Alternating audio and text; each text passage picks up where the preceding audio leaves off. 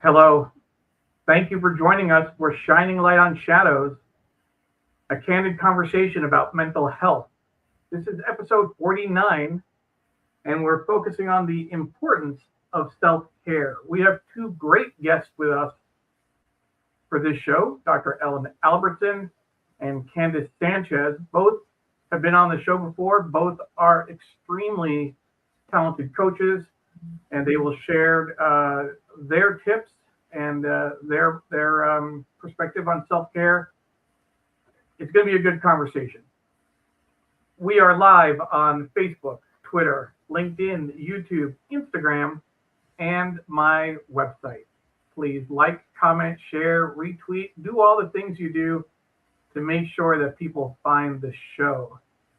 Dawn? Hi, Neil. We're here. How are you? We're here. We are. Right? We're here. We are. We're here. We're here. It's been a tough week for both of us. And Yes.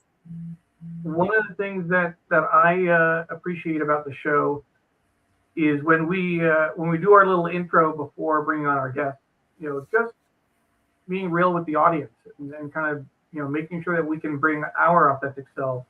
We always make it a point. We're not experts necessarily. We're not giving out professional advice.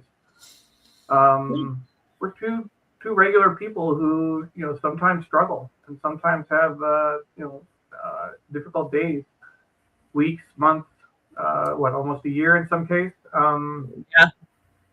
And what we're trying to do is to bring people together to lower the stigma around mental health, to create conversations around various topics. And for Mental Health Awareness Month, we decided that the focus should be on self-care.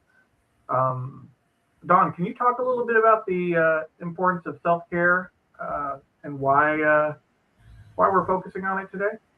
Yes. So, well, first of all, self-care is exceptionally important. And I think that you and I, Neil, agree that we are not always the best at it. We try and do the best we can under the circumstances that we're in, but we just don't always do the best at it. And I think that's why you and I really wanted to do this show, because we both know that we can and should do better. We know how important it is. I preach to other people how important it is. I mean, I think I told you today, like, take a deep breath, drink some water. I'm really good at telling people ways in which they can practice self-care and then not necessarily doing it myself. But I am trying harder every day to get better at paying attention to what I need. I think that's the key is paying attention to what you need. And oftentimes what you might need is just a little love, a little bit of kindness. Yeah. We would never treat our, other people the way we treat ourselves sometimes, in terms of the self-talk and criticism, the frustration. And I'm really looking forward to the conversation with Ellen and Candace, because we want to make this easy for folks, right? We want to make it easy for people to be kind to themselves and to exercise self-care. I want to pull up one quote that you shared on Facebook earlier today. You've been criticizing yourself for years and it hasn't worked. Try approving of yourself and see what happens. Right? Yep. And I will say that my what I said before or with this post was, I want to say this louder for people in the back. And then I said, I am the people in the back. And What did you say, Neil? I said it's you make it louder for the people in front. I'm sitting up front and I need to make sure I hear it. So yeah, it's not just and you had a number of people saying that they were sitting right next to you. Yeah, looking to hear that message. I'll say just my own thoughts on self-care, and this is what we'll talk about with Candace and Ellen, is that I think I go back and forth in terms of whether or not I'm good at it or not. I think that in general I'm not, but then every now and then I'll just shut down or go have a slice of pizza or go sit outside, and later I'll recognize that as self-care. But I think in the moment, I'm not always. I mean, for example, Monday night into Tuesday, staying up all night till 6 a.m. working, not some great self-care. But that, feeling that I had to get some things done and ready for Tuesday, a busy day for me, kind of kept pushing myself to do that. So I don't know, Dawn. I don't know. Let's go ahead and bring on our guests. Maybe they can help us out. Dr. Ellen Albertson and Candace Sanchez, both previous guests on the show, friends of ours, and people that we really do look to for advice. Ellen, Candace, welcome to the show. Thank you so much, and so much compassion for you guys, and encouraging you to give yourself compassion. And that's just something that we all have, that inner coach. In the moment when you notice, oh my God, I've been up all night. This is hard, and I can do this, and I care about myself. And I would just say too, self-care isn't good or bad, right? It's just something that you do, just like you take care of your car. And it's amazing when I start working with midlife women. I've been working with midlife women for 30 years, and a lot of them, they start working with me, they take better care of their cars than they do of themselves, right? You think about your car. We go in for the checkup, we go in for the inspection, we fill our car up with gas, we do all of the things, we fill the tires up. Occasionally we need AAA, but I feel like for us, we're always in that AAA emergency mode, and self-care is something that we do when we can't function anymore. And so the first thing I want to say is, we need, if you're listening, change your mindset around self-care.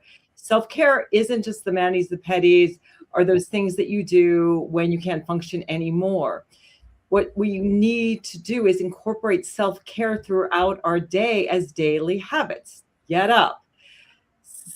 Before you even get out of bed, take a moment, gratitude, get up, drink a bunch of water, get 5 minutes of sunlight, move your body. When you're at work, check in with yourself. So we have this idea that it's this thing that we do. And I grew up in this family where my father would work himself till exhaustion. And that's when it was like, I've got to, get away and, take a break. And we think about, well, I'll take that vacation. That doesn't really help that much. It's great to do those things, but self-care, what we need to think about is self-care is something that we are in the habit of doing day in, day out, to take care of our beautiful selves, to take care of our physical self, our mental self, and our emotional self. And I think in my practice, what I find is the biggest barrier to self-care is this idea that it's selfish and guilt. And looking at the selfishness, it is actually selfish not to take care of yourself. Because when you don't take care of yourself, and especially with my population, that is perimenopausal, menopausal women, they are hangry, they are itchy, they are hot, they are grumpy. If you throw gasoline on the fire and you're not drinking water, you're not taking breaks, you're not peeing, you're not eating, you're not sleeping, that's going to make it all worse. So actually, practicing self-care is the most unselfish thing you can do, because the whole point is practice self-care so that you are at your best. And it doesn't need to be a lot of time. With my clients, I teach them things like heart math, which is simply tuning into the area of your chest, your heart, breathing, taking a pause. So here's just one simple tip. Every hour and a half, that's about all of the time we can focus. Take 5 minutes. Check in with your body. Let's see, do I need some water? Do I need to stretch? Do I need a snack? Do I need to just close my eyes? Do I need to go outside for a minute? Check in with your body, then check in with my mind. Okay, where am I at mentally right now? What do I need to do? Maybe I need to, again, take a little walk. I need to maybe write some things down in journal. I need to text a friend, you know, I need a little bit of love emotionally. What emotion am I experiencing right now? And that's like a big essence of self-compassion. That's the mindfulness piece of what do I need? So big things, change your mindset. It's not about the thing you do when you can't function. It's about the self-care is what you do so you function optimally. Self-care is not selfish. It is totally the most unselfish thing you can do because you're at your best. And as far as the guilt, we experience the guilt because we've been taught, especially women, that we're supposed to put everybody else first. And then we're absolutely exhausted. And then we may start getting angry because we, you know, have not taken time for ourselves, or we get resentful. The guilt is trying to keep you in line with your values. But if you're not doing something wrong, just let the guilt go. And so when I'm working with clients, a lot of what we do is we do internal family systems, taking a look, what are these parts, this conditioning that we have that tell us, and part of it's our friggin' culture, that we're supposed to be productive all the time. And so we think we have to be going 24/7 all the time. And the reality of it is, and there's tons of research, that you function much, much better. You get more done, you're more precise, you know, you're more creative when you take time off. And the other thing I want to mention too is stress. Right now, I think everybody is stressed out. We are in crazy political times. You know, I think that Neil, you read the New York Times, so I think prices were up by 3.8%. Yeah, so inflation. Yep, inflation. People are stressed out. Here's what happens when you are stressed out: no creativity. You are literally like frying your body. Most of our disease is caused by inflammation. When you are stressed out, cortisol goes up because your body is preparing for fight and flight. But if that happens and you're in chronic stress, it's the root of all disease. We start getting fat deposition around the midline, appetite goes up, we can't sleep at night. So stress management is really, really important. It's, you know, May again is Mental Health Awareness Month. We need to learn how to manage our stress. And part of that is doing the self-care throughout the day, taking those pauses, drinking water. You get anxious when you're dehydrated. Yeah. You're prone to hot flashes. I tell you, the majority of my clients, they never drink water. It's like the simplest thing. It costs nothing to drink water, to stretch your body, to take a pause. So one thing I'll just share that I've learned before I bring Candace in is over the last year and a half, after being diagnosed with ADHD, and in the coaching that I've been a part of, everything you just described, which I presume people who don't have ADHD deal with as well, almost everything you described is times 10 for someone with ADHD in terms of being connected to their body, understanding when they need to stop, understanding when they need to drink water or take a break or rest. That idea of having to finish the work, it's all magnified. And that's something that, I've kind of realized over the last year. Oh, that's why the last 30 years have been the way they have been. That's, I think, something that's also, I agree with it. Everything you said, I recognize everything you said a little bit too strongly. I'm not saying it can't be fixed, but it's like it feels like it's a even larger challenge for some folks than others. Well, let me just give one really simple thing that everybody can do. Take a deep breath in, hold for a moment, and deep exhalation.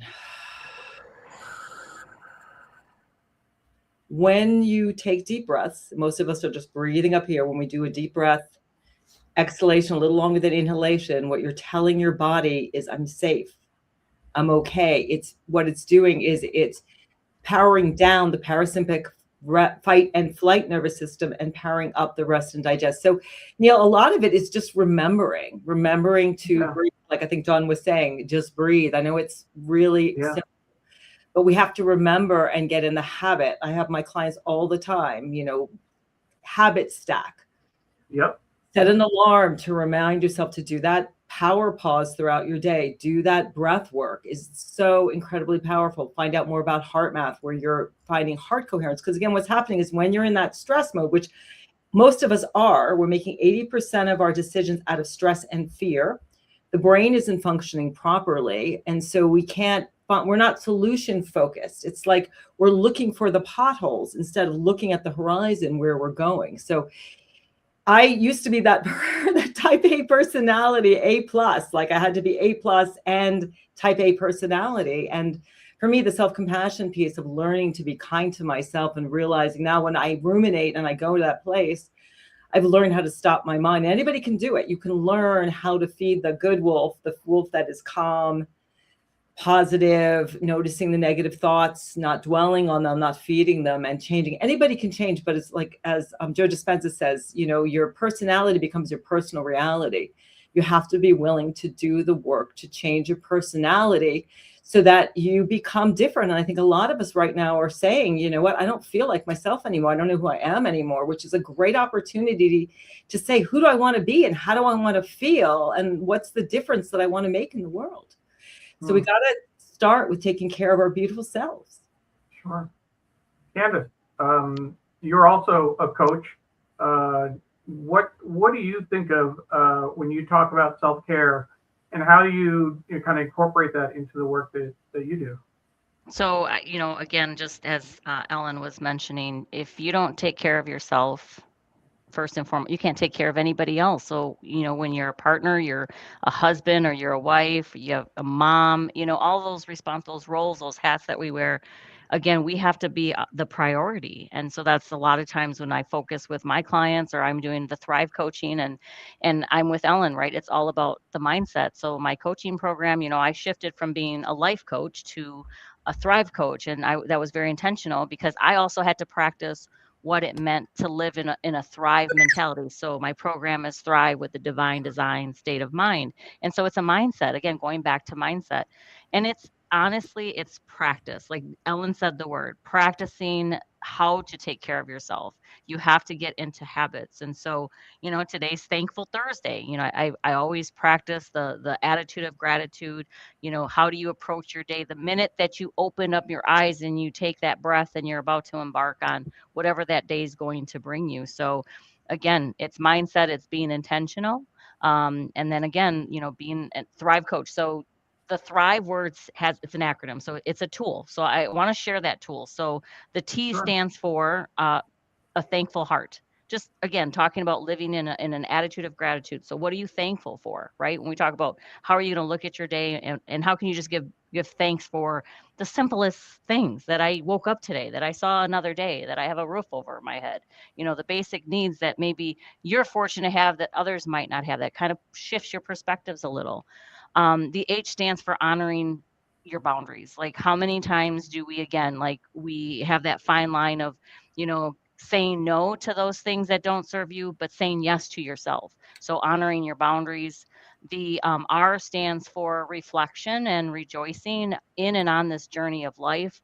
This journey of life, I struggle and I'm a Thrive coach, and I'm okay to say that because then I'm a real person. I'm human. So I have to practice what I preach as well. So the R, the THR, I have to spell it out. The I stands for a couple of things. It's okay to not be okay. We hear that a lot, especially during mental health awareness, but it's common. It's okay to not be okay. But what I'd like to say is it's not okay to stay that way. You have community, you have people that can support you, you have coaches you can tap into.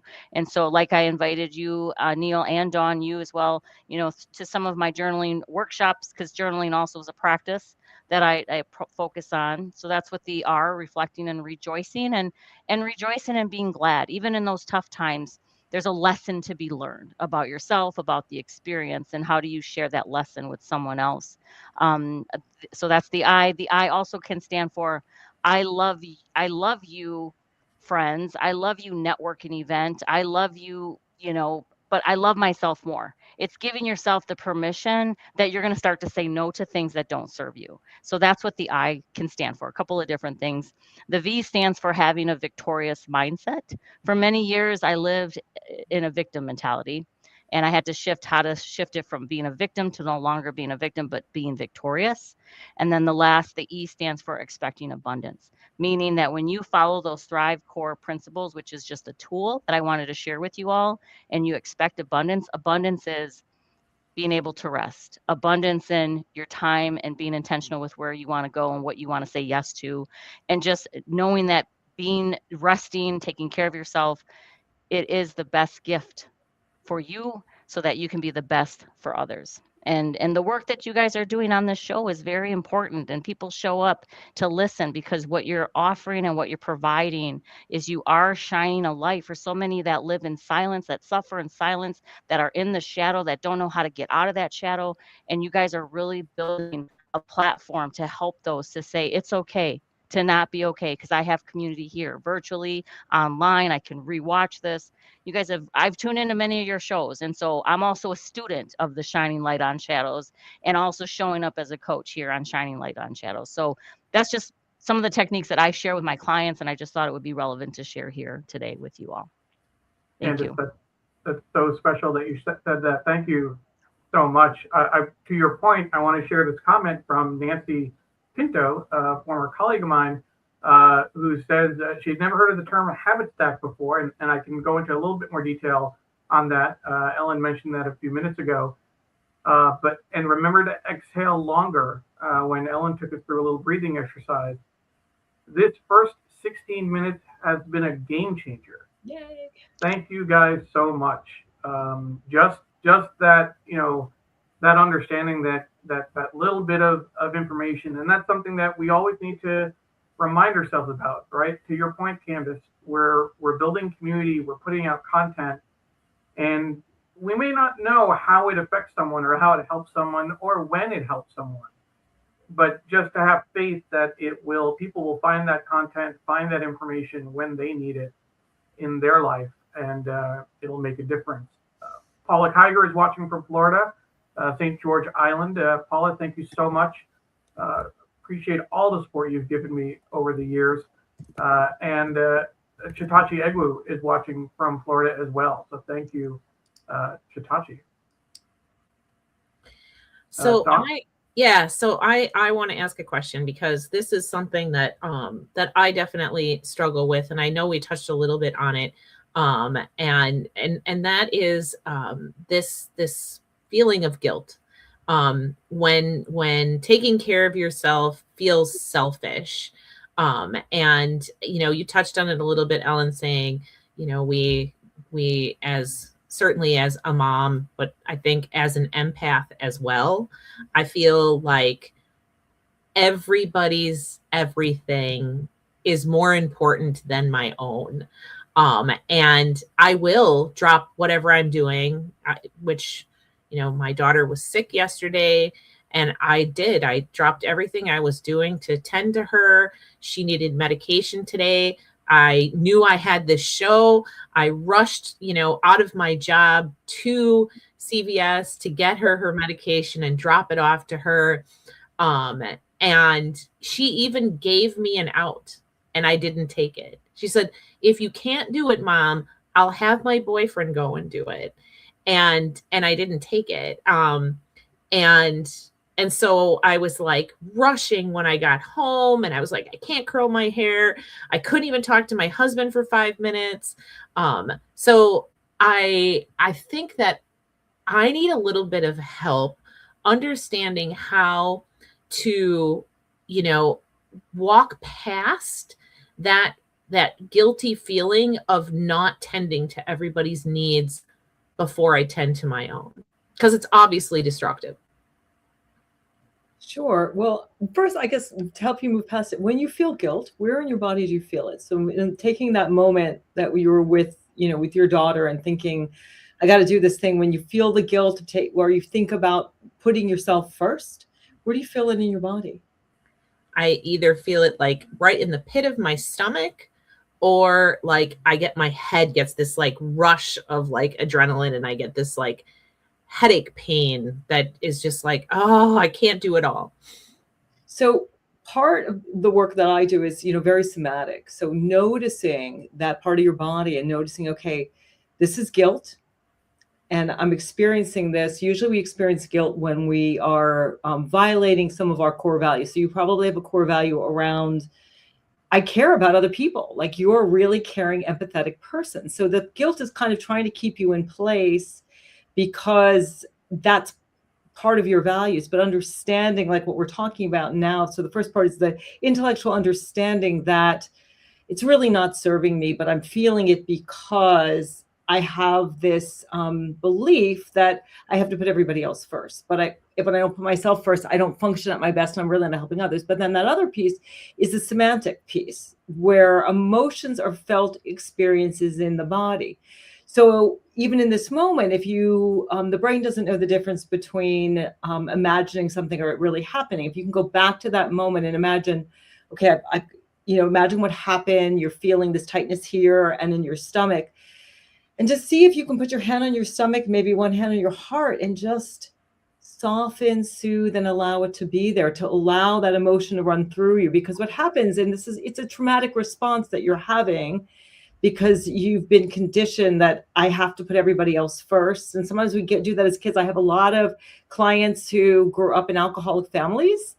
And so they always had to take care of they had to take care of mom and dad. And if they weren't good, if they didn't take care of mom and dad, there could be consequences. So it's trauma. So there's that sort of body keeps the score of allowing those emotions to come up and processing them, and giving yourself compassion, and allowing the Dawn Neuburg on May 14th, 2026 to be able to be there for that child. And allowing those emotions to come up and feeling them in your body. And again, soften, soothing, and allowing this. So softening, like you have a compress on your head and on your tummy. Soften, then soothing. Okay, I'm here for me. It's okay. I'm safe. I'm not doing anything wrong. That's sort of self-compassion. Because a lot of self-compassion is the inner tone. Instead of self-critic, it's like, you got to get on this. You got to do all this. It feels like we're like this. And the self-compassion is like, okay. And then what do I need right now? So soften, soothe, allow it to come and go. And gradually over time, and if you want to work with a coach or a therapist through some of this, it'll dissipate. But the first thing you're doing, which is great, is asking the questions and saying, I don't want to do this anymore. I'm seeing that this is no longer serving me. So I'll let Candace.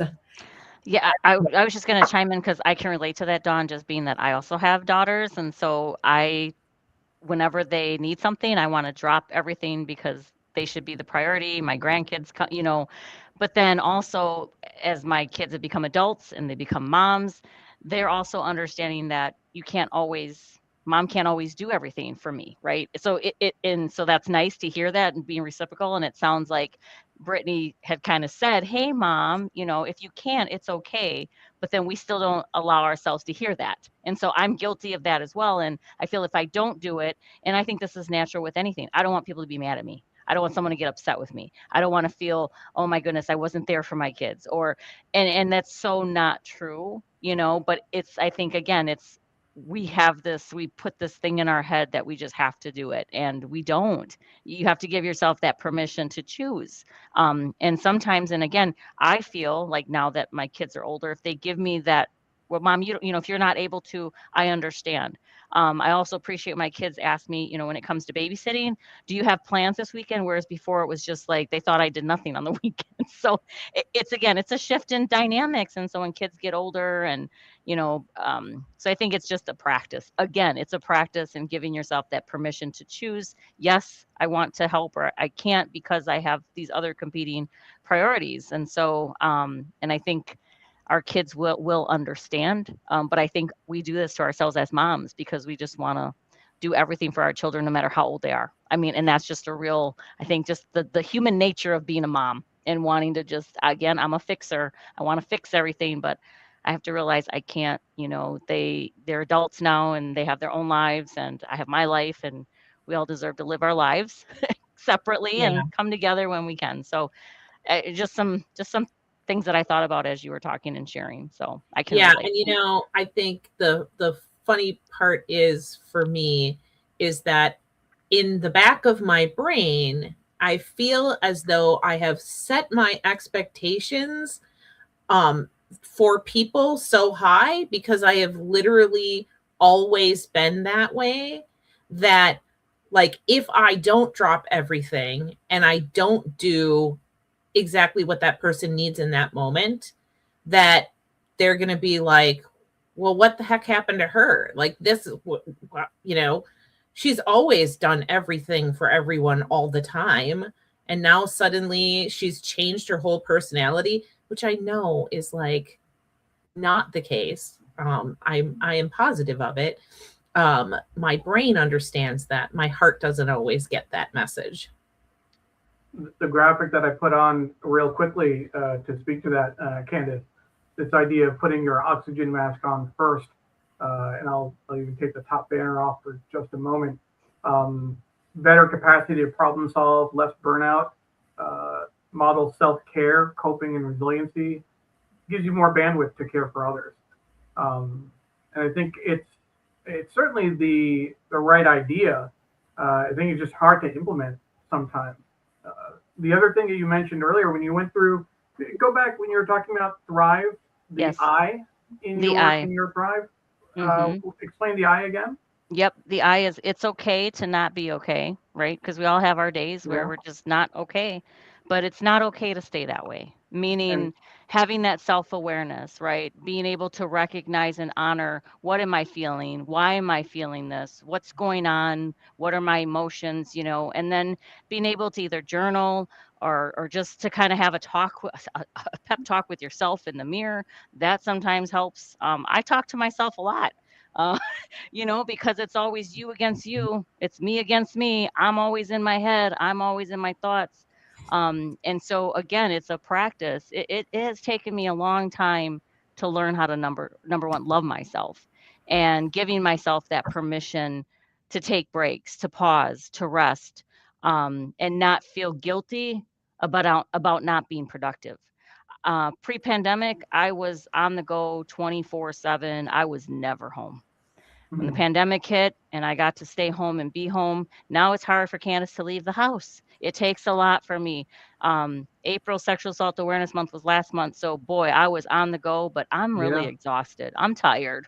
sure. So, coming into Mental Health Awareness Month, taking some breaks, taking those pauses, and being very selective this month on what I want to do and when I want to do it. I am choosing me. 2026 was all about just obeying what I really was feeling, what was important in my heart, and then just expecting the abundance. Abundance will come naturally. It will come because I'm taking time to pause. I'm taking time to rest. I'm taking care of me, choosing me.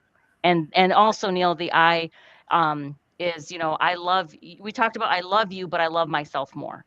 So it was when you put this up, I'm like, oh my goodness, that's part of what I That teach my clients is, sometimes you just have to say no to all those outside things that we can't do all the things. And that was really hard for me to learn. I still do all the things. I mean, but I'm intentional of the things that I want. I'm choosing what I want to do, and I'm saying no to the things that don't serve me. My kids were they taught me boundaries. I never knew what boundaries were until my kids had kids. Then and they had relationships, they had partners, husbands. It was very eye opening. But now that I know boundaries, I also, can put up the boundary. And, if I can say no or I'm not able to do this, they have to be okay with it. And I don't mean that in a negative connotation. I'm choosing me. So if anything, they and taught that's me a why great thing. Mm-hmm. I wanted to bring up this graphic that Dr. Michael Kane shared with us back in February. For folks who may not have caught that episode, Dr. Kane was my therapist in Seattle for about 10 years. And this is the mantra, this is the cornerstone for his practice. As much as I love you, I love me more. Loving me more doesn't mean I love you less. It only means I love me more. And that is everything. That whole idea of putting yourself first so that you can help others. And I Neil, think just that's think if you one of the practice challenges. this, right? We as practicing this as adults, parents in our homes, if everybody were to practice the loving themselves, what are you sharing them with? What are you teaching your kids? Right. I wish Yeah, I had this skill set way back when, but I was a trauma mama dealing with stuff. So my kids didn't get the best version of me. but my grandkids are getting the better version of me. So just something to think about. Sure. And just to say, just to add in, I think that when people hear love me, it's a little abstract, and that's where I like to teach self-compassion, because it feels more concrete. With self-compassion, I think of as the how of self-love. So with self-compassion, you're kind to yourself rather than critical. You actually think, if I had a friend going through this, what would I say to her? And then you say that to yourself. It's how you treat yourself, talk to yourself, posture, how you support yourself. It's common humanity, which we said a lot of us. We're all so it's on the bus. We all fail. We all make mistakes. It's part of the human condition. When you realize that, you don't feel so alone. So when you mess up, it's like, okay, one of my friends messed up the other day. I said, well, you failed forward. Like, what did you think you were going to do? Perfect. That's our first time out. And we have to understand that we don't feel so isolated. And then the last piece is the mindfulness piece we've been talking about. When you notice you're stressed and struggling, instead of pushing through, which is, I think, what so many of us do. Like when I'm working with midlife women, it's like 3 o'clock, going to have a Diet Coke and a chocolate bar or a cookie, right? Because I got to push through. And instead they could have taken a break, gone outside for 5 minutes, had an apple and some peanut butter or yogurt instead, and done better things. But those the pieces, and as you start to practice self-compassion, again, as Candace has said, it's a practice. Then you start to love yourself. And then, you learn to say no. I always teach the anti-authenticity trifecta, which is people-pleasing, perfectionism, and self-criticism. And we think we need that self-critic to steer us forward. That's another reason we're not nice to ourselves, is because we think we need that self-critic, which is the internalized voice of early caregivers that tell us that we have to clean our room, get good grades, do all of these things. And we internalize that voice. We need to let that go and bring in the self-compassion voice that says, I love and care about you, and I want you to change because it's in your best interest. So for me, with my clients, self-compassion is that piece that changes everything, learning to treat yourself like a good friend. It takes time. I've been at it for, I think, 15 years, but as Chris Germer says, a moment of self-compassion will change the course of your day. A string of such moments will change your life, and it really will. Then you'll start to be like, okay, what do I need right now to feel myself? It'll get more automatic. And one of the points I want to address, Dawn, too, is that what's wrong with changing your personality? Like, if I look at the person I was 10 years ago and what I am now, I am a totally different person. Every cell in my body is different. I operate differently. I mean, I still have the same name and some of the same, genes and everything, but I'm always encouraging my clients, change your personality. It's okay. You don't have to be the way that you've been. I think that's one of the joys of growing older, is getting to know yourself and deciding, I don't like this part so much. And I'm going to work on that a little bit, but I still can't totally change sort of who I am, but changing who you are on a bigger level of saying, you know what? Yeah, I can say no. No is a complete sentence, and really decide. We don't talk too much about self-care as what you don't do. Like we've talked about mindset, but also the one thing I want to talk about a little bit too is just the numbing out. We often think that we're so stressed out that we think self-care at the end of the day is pouring a glass of wine, watching Netflix, and having a threesome with Ben and Jerry's. That's really not self-care, because you do those things and then the next day you feel worse. Mm-hmm. So, but it's what, we're so stressed out that we just want quick fix to feel better. So self-care is really about doing what is truly in going to support your holistic self. Well, you could have done that when you were younger in terms of having that threesome, but at least I know for me, that dairy is hitting me very different these days than it used to, and that's talk about kind of sabotaging yourself. I mean, last thing, you have a bad day, you just don't want to sit down and stuff your face. Let's just call it what it is, and then you're sick. I was just like, it's like insult upon injury when that happens. Yeah, but then you can beat yourself up and go on a cockamamie diet and starve yourself the next day. You can say, you know what triggered that? What could I do different? Yeah. Like, I could have a healthy meal. I could have a snack on the way home. I could go for a walk as soon as I get home to sort of dissipate the stress. That's why exercise is so important if you're stressed out, because what happens is the stress chemicals just build up. We evolved to actually run, fight, flight, or flee to do something, but it just builds up. So getting some movement in, and then, you know, having something at home ready to prepare. And with my clients, I'm always getting them to engage with the creativity. Like I play the handpan. It's much easier to turn on Netflix, but I know that when I play the handpan or I draw or I journal, I feel so much better. I feel differently.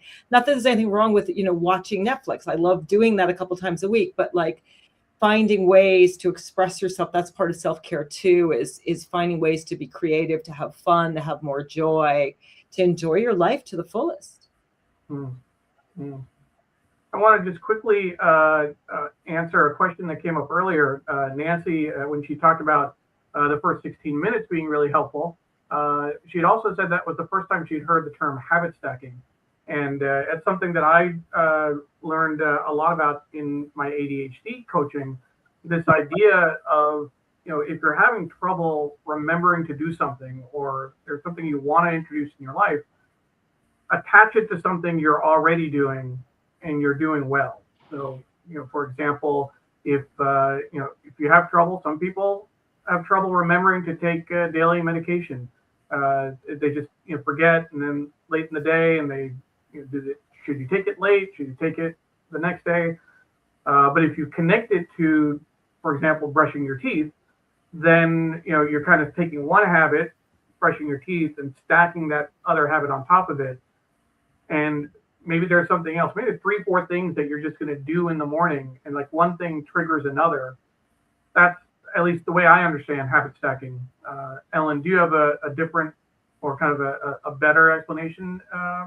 Yeah, no, that's perfect. Things you're doing already. So let's say, you know, the alarm goes off, and instead of just sort of going into automatic pilot, it's like the alarm goes off, and you decide that, you know, I'm going to do my get up, and then I do a little bit of stretching. I've done it with one client. Like I tell her, you know, sleep in your exercise gear, the alarm goes off, you stack, that's your cue to do your movement. And I like to do a cue, the habit as well, and then also a reward, so that you reinforce that loop. So it's like her reward is then she sits and has her coffee and, you know, reads something that she's interested, or watches some fun videos. But yes, linking two things that you're already doing together. So like you have your coffee and you take your morning medication, or your supplements, or, you know, you're out on your walk, you take your water bottle with you because you're getting enough hydration. So yes, stacking, but also it's really good to do a cue, a habit, and then reward yourself. Sure. Dawn, as you're doing some good self-care, drinking water, I have my own drink here that I've been sipping from. Just want to make sure folks know that. We have a comment from Kate that I was hoping you could share with folks. Yeah, she says, relating guilt to our personal core values really hit me. I'm hoping that helps me reframe thoughts. On many occasions, Dawn, that would be me, and I have reminded ourselves of hand on heart and hand on stomach. You know, Kate lives downstairs and I live upstairs, and she owns this house. And there are times when I go down by her and we sit and we chat. And a lot of times when we're both experiencing maybe a stressful day at work, or, you know, situation with our parents or something like that, we do the hand on heart, hand on stomach to like just take a deep breath and realize that this is like really affecting me right now. And, you know, like, why is it affecting me? Like, so that came from you, Ellen, and we do use that methodology upon occasion. Yeah, and it takes courage too. David Hawkins talks about changing your frequency, having the courage to change, because it's uncomfortable. That's why we do the same things all the time, because our bodies are actually addicted to stress, adrenaline, all of these chemicals. We're addicted. We're scared of like not being the people pleaser, and someone's going to be mad at us. And so it takes a lot of courage to change and say, you know what, I'm going to ride the guilty feeling out because I love me and I want to take care of myself. So bravo for you guys working. And also that, you know, I love that your friend, your house person said that, because we all need support. Like, we need to be in this work together. You know, it's funny, Ellen, because when you were talking about, when I was saying that, you know, I'm this people pleaser, and you mentioned, you know, a lot of people who have parents who are alcoholics. My dad was an alcoholic, and, you know, I have, like, I never did anything wrong when I was growing up, because I didn't want to disturb the apple cart. And I get so, like, jealous when people talk about all the naughty things they did when they were little, like sneaking out of the house, or drinking alcohol, or smoking a cigarette, or, you know, being defiant with friends. And I mourn that. Like, I didn't do any of those things, because I was constantly taking care of a parent after school and at nighttime, to make sure that they, you know, they got into bed okay, and that, you know, they didn't stumble and fall and hurt themselves. And, you know, if they passed out, I was, you know, dragging them into the bedroom, trying to get them to wake up, to put them to bed. And, like, that just such rang a bell for me. Like, yes, that is exactly why I feel like I have to be so compliant when someone needs something from me. So that was really very enlightening to me, to realize that, oh gosh, that's so hugely tied to this incessant need I have to always do the right thing. Yeah, so it's great that you realize it, so now you can change. Yeah. I want to just say hello to Deborah Kerr, who is watching from Fort Lauderdale, but she's checking in a bit late. Deborah, as you know, as soon as we're done with the show, you'll be able to find the recording on Facebook, on Twitter, on LinkedIn, on YouTube, and on my website. Just a few minutes when we're done, and you can watch from the beginning. I do want to acknowledge that most of our audience is actually checking in from Florida tonight. Paula Tiger is in St. George, and I know Chitachi Egwu is in Florida as well. So I guess we have more Floridians than as many Floridians as people from Wisconsin, right? Candace, Don, and Kate, and my husband, and Jim. Mm-hmm. Jim, where's Jim? I don't see where. I know he hasn't checked in. He usually does. I mean, checked in. If he doesn't check in, yeah, he doesn't. As far as I'm concerned, I mean, it doesn't exist. But that's a good reminder for folks, right? When we're producing the show, we don't know you're watching unless you comment and say hi or say something. When you're watching on Facebook, though, if you're watching on your phone or online, I think it's only on your phone, you actually get a notification if a friend of yours joins the show as an audience member, even if, you know, we don't know that they're there. So I'll take it on faith that Jim is watching, because I know that he's not going to miss an episode. Jim, wherever you are, just know that I'm sending my best, and always appreciate everything you're doing to take care of our good friend Dawn. It's been coming up close? Is it 2 years, Dawn? It'll be 2 years in less than a month, on June. Less than a month. That's right. Yeah. Yay. 2 years. 2 wonderful, amazing years, besides me being unemployed, but the rest of it was great. You were employed for some of it. It was an all. I was a crazy year, but you pulled through, which is good. Yeah, this whole conversation, you know, I want to bring it back to as we kind of think about what people can take away, because for folks who may be looking at this and thinking that it's hard, I want to get back to how simple it is. And Ellen, I think you actually, you know, walked us through it. Like we were talking about, you know, wouldn't know what to do, how to start. There's so many things. I know I've said this before on this very show when Stefan was a guest, and he talked about self-care and the idea of going out into nature and doing photography and just kind of calming down. And I actually remember writing at the time that I wouldn't know where to start with self-care, because there's a long list of things that I need to do to take care of myself. And Ellen, you said earlier, just breathe. You know, and Dawn said that over the phone too. Just breathe. That's all you have to do.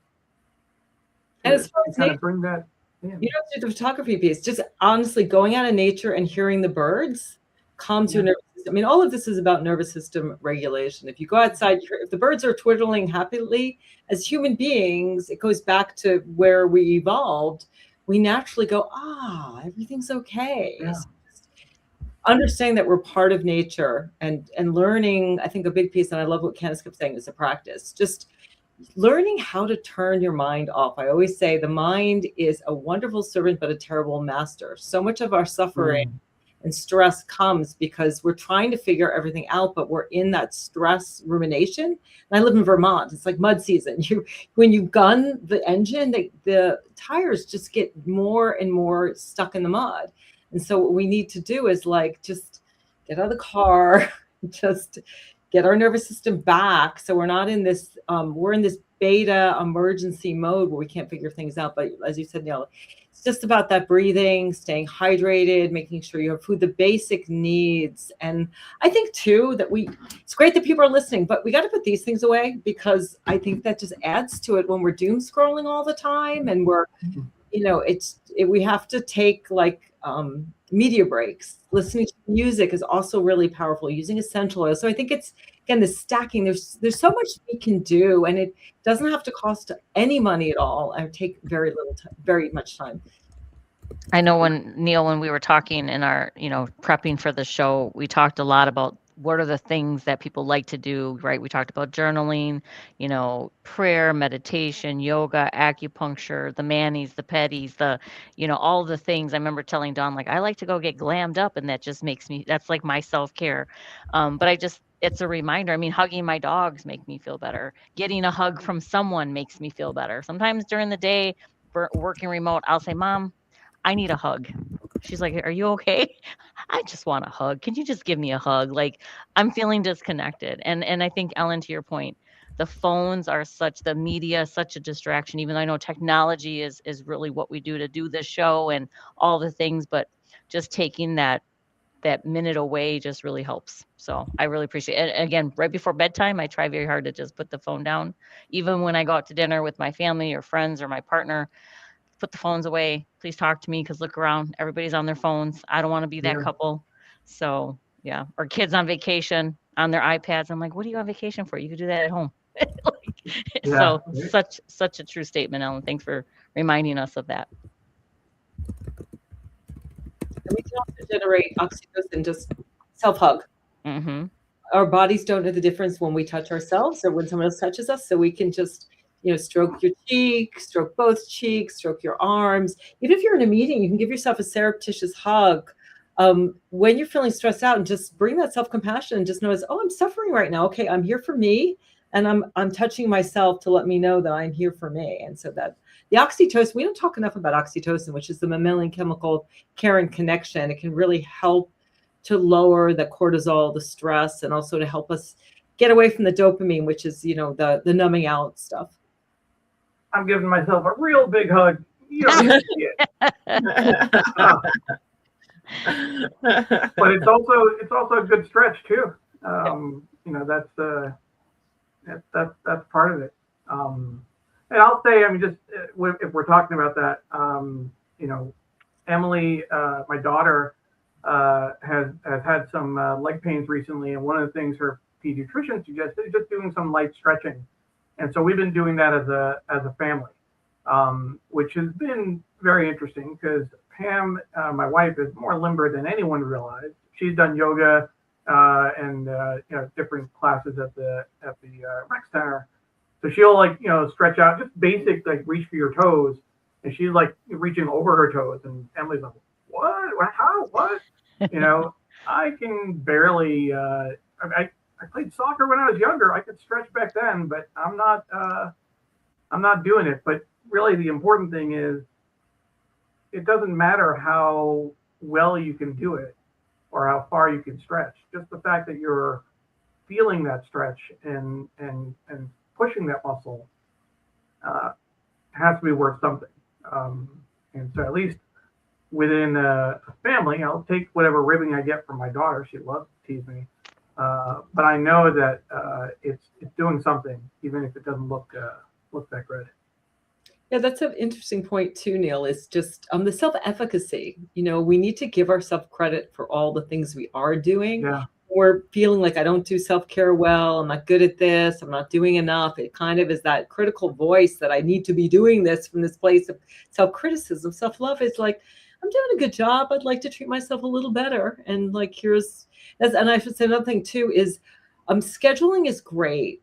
Just I'm talking about habit stacking, but like writing in, making appointments with yourself to whether it's going to gym. I mean, another great thing is to go to the gym or go for a walk before you get home, before you have an opportunity where, everybody wants things from you, or you're like, oh, the couch looks good. So I'm always telling my clients, like, go to an exercise class on the way home, or go to a different neighborhood and walk around, but schedule time for yourself. You're really, really worth it. And also when you think about wellness, I mean, I'm a breast cancer survivor, so I, did a 180 myself because I was like, I have a BRCA mutation, so I really needed to take a hard look at my own self-care, which was pretty good, but it was a lot of the mental workaholism, perfectionism. So it's really about our health span and feeling as good as we can so that we can be there for ourselves and others and enjoy our life. I will say that we were talking about, we're brainstorming some potential episode ideas, and the one that you raised was talking about body image, but what you were just talking about in terms of encouraging people to on the way home or before you get home, go to the gym or walk out or something. That might be a whole different conversation for all the people who work from home and don't have to actually force themselves to get out. For folks who know me and have been in meetings with me, this is what you see every time, right? I spend most of my time in this office. I make it a point to work on the sofa, occasionally bring my laptop out there. I will try to get a walk in the neighborhood, but that's a whole different set of circumstances, particularly post-COVID and with remote work. Self-care when you're working at home is a whole different conversation. Yeah, to add on to what Candace said, get a dog. I tell some of my clients, well, get a dog. Don't say that so loud. We've been fighting that for years with Emily. But it improves your microbiome.